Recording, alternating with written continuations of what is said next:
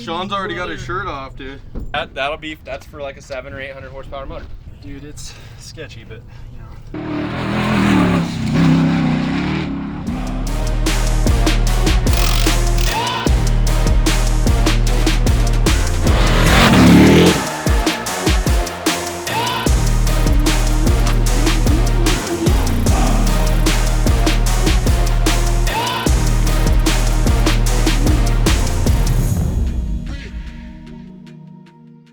All right, another vlog. Today we're out in Barstow, test and tuning the Tundra. We did a bunch of changes. Morgan took the truck, redid the lower links, redid the bump stop cans, notched the frame, did a bunch to get more up travel. The truck had 30 inches of travel, but it just had about 11 inches between the bump striking to the rear end, and we wanted to get that.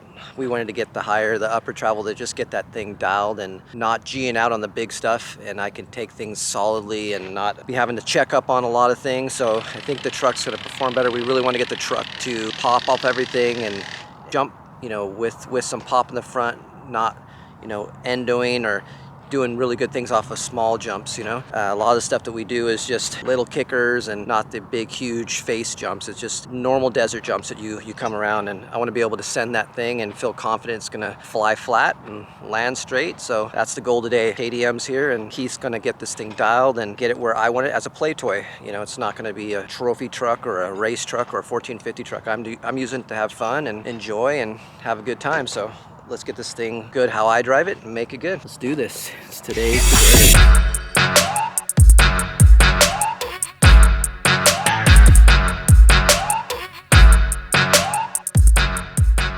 I'm Morgan Clarke. We are in Barstow. It's 100 million degrees. But came out here, it's Friday. Eric's brought the Tundra to me a couple weeks ago, maybe a month ago, but it sat for a little bit. We just had some stuff. So the whole situation was the truck, I don't know what shock package it had when the previous builder built it, but the shock package that Eric has on it is a 3-inch Fox and a 4 or 5 ADS shock, like a bypass. So what was going on is the truck was at ride height, it was bumping 6 inches up from ride height. So pretty much it would you know, hit the bumps, compress, already be in the bump zone. So at ride height, the bypass, the last bit of the shaft on a bypass, like the last 4 inches, is a compression zone, which is almost like a secondary bypass. That was 1 inch from being engaged at ride height. I'm trying to process this in a good way to explain it where it's not too confusing. So what was going on is at ride height, the truck was engaging the bump zone on the shock. So it almost wasn't wanting to compress anymore, and it only had 6 inches to go up anyways. So what that was doing for the handling is the front was set up more proper, where it would go through stuff, but it would kind of plow. So it would almost just be stiff in the rear if this was the rear of the truck, and it would just sit and plow through the front. So what we want to do is just figure out like what solution we can do with the truck where it doesn't have to be lifted up super high and has more up travel. So the best thing Eric and I kind of both thought was to do new trailing arms. Instead of cut the shock mounts off, instead of redo all this, there's a lot of collateral damage that would come with cutting this portion out. There's no space where the bypass mount to the tube is, so the cap of the shock is very high up to the bottom of the tube. So you can't just move the location up. You'd have to remove this piece of tubing and then configure this part of the chassis to have like a higher zone for the shocks. Instead of doing that, we opted to just run a new lower link, a trailing arm. Oh, here, let's not. You want to stab this bolt for me? Yeah. Stab a bolt? Yeah. It's right here. It's right here. We're going upper. Breathe, really breathe. Up that. You got a misalignment on. Let me adjust this. There we go. We wanted to do a new trailing arm design. Instead of having, the trailing arms were higher. So what we did is we moved the shocks towards the rear of the truck and sunk them lower below the center line. We notched the frame, so you can see like on here. The frame was just stock here, and it didn't have that cutout. So we did the cutout, removed the previous bump stops, which were a 2-inch stroke. So that means there was only 2 inches of this guy. put in 4-inch bump stops, and then raised them up on the chassis. New limit strap tabs, upper and lower. Used the same pivots. These I sketched up on a piece of paper, and then Jason at Tech Consulting designed them for me. Alpha Laser cut them out, and then we welded the shit out of them for several days. So they're 2-inch main, 120 wall chromoly tube, and then this is called plate on tube design trailing arm. Like the new style of trailing arm is like a canoe, they call it, just based on the physical look of it. It looks like a canoe. This has to be like this just because the tolerances by the frame rail, when this thing cycles up and down, it's too tight to try to expand the width profile of it. So we kept all the proportions as far as the length and the width, and just adjusted the actual location of the coilover and the bypass. That got us 25-ish, 26 inches of travel, 13 3/4 inches of up travel at ride height, which is, you know, over double, and still has droop. The other thing with this truck is when we took the limit straps off with the previous setup, it would droop out like 5 inches more. It wasn't even being used. So we essentially just made it so we use all the shock now, and we have just proper up travel at ride height. That's the biggest thing. It was packing that rear end. That's a tricky one. And just the front was working, you know? So it's night and day difference already. The other thing we did is, to get these things to work really good, I'm a believer in it, and Keith is also a believer in it, is just getting all the weight towards the back. So Eric previously had, we obviously have a new addition here to test out for, like, you know, your overland runs and stuff. But he had like 2 paddle tires back here just to kind of start getting weight back here. But the weight of a paddle tire is nothing in comparison to, you know, like a 39 project. So we put dual spares. We did all the like the outrigger stuff. It's cool. It's like, this is a highlighter. It's like the reverse highlighter, so I can highlight the work that was done.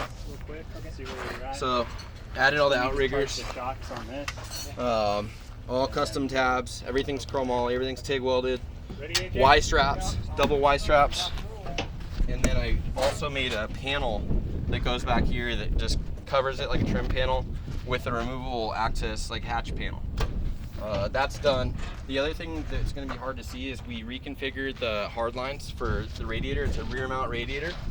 So these 2 lines, the inlet and the outlet, when this thing got the up travel that we gave it, it was binding and diving into the old water lines. So we pretty much redid it from the C-pillar rear. If you get under there, you can see it. It's going to be hard with that big old chingaderas you got. But just new water lines. And then AJ, Evan Weller, put a new 3rd member in it, went through the hubs. There was some pieces of metal from previously servicing the thing or something. It just wasn't cleaned out. So redid all the bearings. Well, all the shocks got gone through. So Keith kind of gave me instruction on what measurements to take and his math that he needs to do to get the correct spring rate. So we did front and rear shock rebuilds that Keith had them, went through them, and then also resprung the truck. When we got here this morning, we had to change the front springs out because he just wasn't liking where the preload was. And you know, then just did all the basic service before this thing went out. So broke in the rear end, flushed all the radiator, bled all the brakes, just checked fluids. So everything's been going good. The next thing is the project, like this style project, which is just a Baja TA, like a KR. They're the cleanest looking tire, but they get the least amount of traction. So with this, how it's set up, it's not only has a fuel cell behind the cab and not in the rear, but it's also got these where it almost wants to walk out, and it wants to slide a lot more than you anticipate. So Keith's idea right now for the next go around is to add a 3rd tire here, just to add more ballast to the rear. And then I think what we'll do in the long run is just either take that fuel cell and put it back there, or just remove that and put something else in that fits it. It doesn't have to be a custom cell, it just needs to be, there's a pretty large cavity in here. So we'll just get something that fits in there, maybe relocate the 2 batteries to go behind the cab, or try to even keep them back here. Put a fuel filler right here, and all the weight will be in the back. So I think things are way better than it was. I've been up and down a couple times, and it seems good.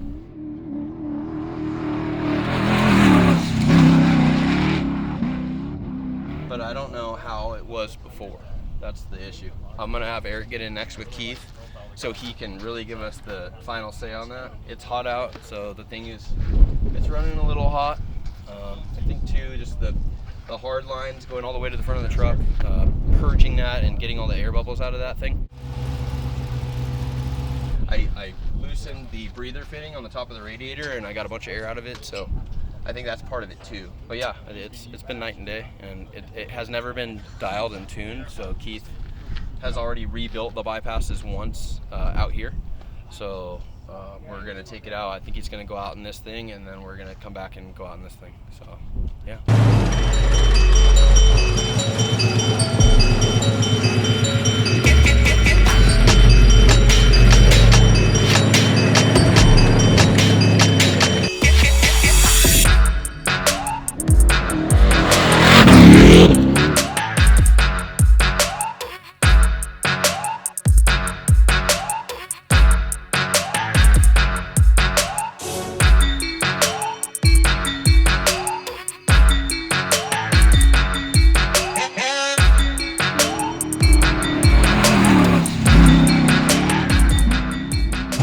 So Keith just drove the truck and he said it feels pretty good starting point, so they're gonna start twisting tubes, get this thing going, getting it dancing through the big stuff.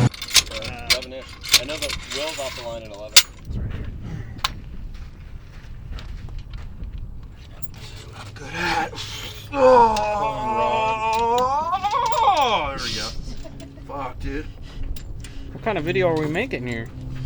Tell me, brother. You didn't sign up for this, did you? I thought you were here to party, man. You tell me. Sean's already got his shirt off, dude. Yeah, and these shorts, there's no chonies under. And I'm not wearing underwear. No, tandem, no underwear. All right, give me the thing. There you go. Launch it right here. Give me a mallet. That's it. I'm getting me mallet. The bolt that had 4 washers on it goes up top and out. Really. That high gloss banger.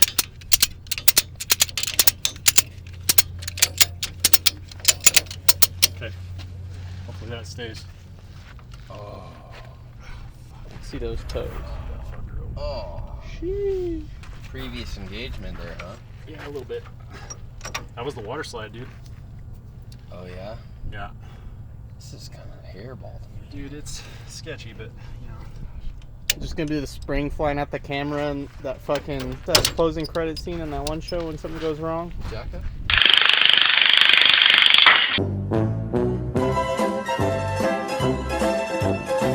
Where all the magic happens. Oh! Right. Yeah. Oh. God.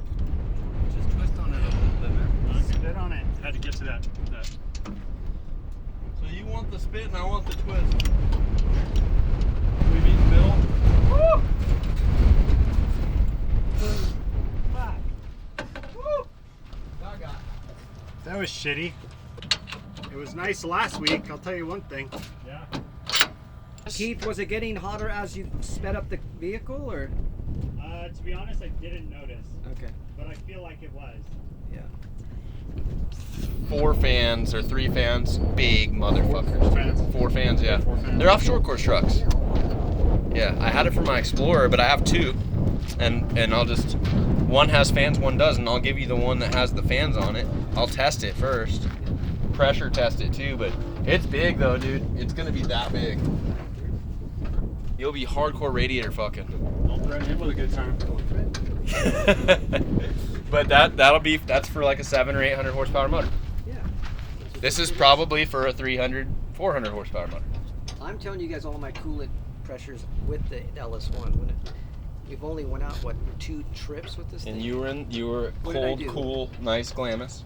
It was glamorous, right? Yeah, with the gears, the high It was gear. Cool, and we didn't do a lot of real long rides or anything like that. Yeah. And it was cool, and then now we got a hot day and it's fucking just showing its colors. 100 plus. This Yeah. ain't hot. For a truck. Yeah. All right, so we're back from Barstow. Everything went semi-okay, but we realized at the end of it we need to weigh scale the vehicle, get everything figured out why it's bucking still after all the tuning and spring changes and all that. So we did. I just got the truck back from Keith's shop. Keith weighed it, found out it was a 50-50 weight, and he wants it more like 60-40. He wants 60% of the weight in the back and 40% of the weight in the front. He put lead in there. Morgan sat on top of it, added about 400 pounds, and we got it about 56 percentage of weight in the back. So his advice to us was to add about 500 pounds to the back behind the axle. So we did that. I put 40s on the back because I'm gonna go 40s on the truck. So we got the 240s, which is about 150 pounds per. So we got 300 pounds there. And then I do have the fuel cell up front. We are gonna bring that back eventually, but we're going to Pismo next weekend. So we did this. We added this, it's a 1/2-inch plate that bolts on underneath at a low center of gravity. And we stacked 3 plates, different sizes in there, so I can remove them as I want to pull weight out, put weight in. So we're gonna go ahead and go to Pismo next weekend. And right now we have 546 pounds behind the rear axle now, which is bringing me back. And we weight scaled it at that, and we're about 58% weight in the back and about 42% weight in the front. So we'll see.